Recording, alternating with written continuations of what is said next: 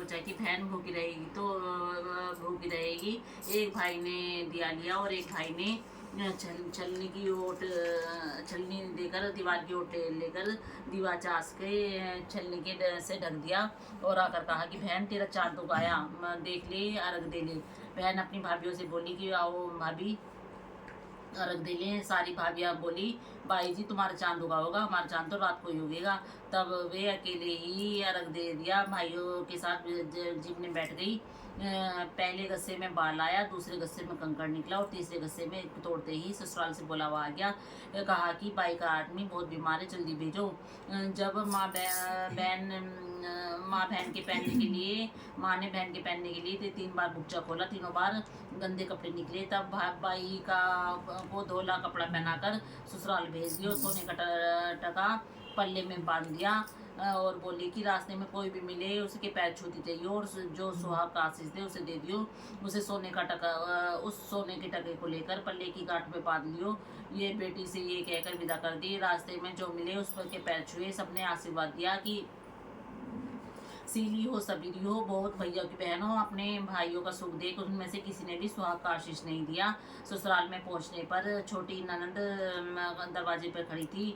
वे उसके पैरों लगी तो वे कहने लगी सीली हो, सपूती हो, 7 पुत्रों की माँ हो, मेरे भैया का सुख देख। ये सुनकर उसने तभी 7 गांठ बांध ली और सोने का टका ननंद को दे दिया। अंदर गई तो सास ने पीला नहीं बिछाया और बोली ऊपर मरा पड़ा है, जाकर बैठ जा। जब वे वहाँ गई तो देखा कि उसका पति धनी मरा पड़ा है। वे वहीं बैठ गई और उसे सेवन लगी। उसकी सास सारी बची कुची रोटी दासी को देकर कहती कि बहू से बड़ी को रोटी दिया। ऐसे कहते कहते मगसिर की चौथ आई। चौथ माता बोली करवा ले भैयों की प्यारी, करवा ले, दिन में चांद दुगानी करवा ले, भूखी बढ़ाली करवा ले। तब चौथ माता बोली चौथ माता को देखकर बोली कि माता तुम्ही ने उजाड़ी है, तुम्ही सुधारोगी, मुझे सुहाग देना पड़ेगा। चौथ माता ने कहा कि पोस की चौथ आएगी, वो ही तेरे सुहाग देगी। तब इस तरह पोष की चौथ आई और आकर चली गई। माघ की, फागुन की चौथ आकर चली गई। चैत्र की, बैसाख की, जेठ की, आषाढ़ की, सावन की, भादों की, सारी चौथ यही जवाब देती कि अगली चौथ आएगी, उससे कहियो, तब वही तो ये सुहाग देगी। पीछे आसोच की चौथ आई। उस चौथ ने कहा कि तेरे पर कार्तिक की चौथ नाराज है, उसी ने तेरा सुहाग लिया है, वही तेरा सुहाग देगी। उसका पैर पकड़ के बैठ गई। ये कहकर वे चली गई। पीछे कार्तिक की चौथ आई। गुस्से में बोली भैया की प्यारी करवा ले, दिन में चांद उगानी करवा ले, घड़ी भुकाली करवा ले, वृद्ध भंडनी करवा ले।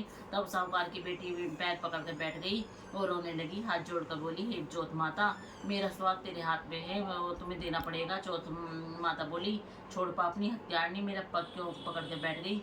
ये बोली माता तुम मेरे से बिगड़ी हो, अब तुम्हें ही मेरा सुहाग देना पड़ेगा। चौथ माता राजी हो गई। आँख में से काजल निकाला, नाखून में से मेहंदी निकाली, टीका में से रोली निकालकर चीटली उंगली का छींटा लगाकर छींटा दिया और देते ही उसका पति उठकर बैठ गया। बोला बहुत सोया। तब वे बोली कि क्या तुम क्या सोए, मुझे तो 12 महीने हो गए। तब चौथ माता ने सुहाग दिया है तो वे बोला कि चौथ माता कुछ बनकर। तब वे चौथ माता की कहानी सुनी। करवा मिंसा खूब चूरमा किया। दोनों पति पत्नी जिम कर चौपड़ पासा खेलने लगे। नीचे से उसकी सास ने रोटी भेजी तो दासी ने जाकर कहा कि वे दोनों तो चौपड़ पासा खेल रहे हैं। सास देखकर खुश हो गई और बोली क्या बात हुई। वे बोली मेरे तो चौथ माता खुश हो गए आई हैं। ये कहकर सास के पैर लग गई। सारी नगरी में ढिंढोरा पिटवा दिया कि हर पुरुष की लुगाई, बेटे की माई, सब कोई चौथ माता का व्रत करे, तेरे करे, तेरे नहीं तो 4 करे, 4 नहीं तो 2 तो हर किसी को करना चाहिए। हे चौथ माता, जैसे साहूकार की बेटी को सुहाग दिया वैसे ही सबको दियो, हमें भी दियो। कहते सुनते हुंकारा बनने का हमारे सारे परिवार का सुहाग। जय हो।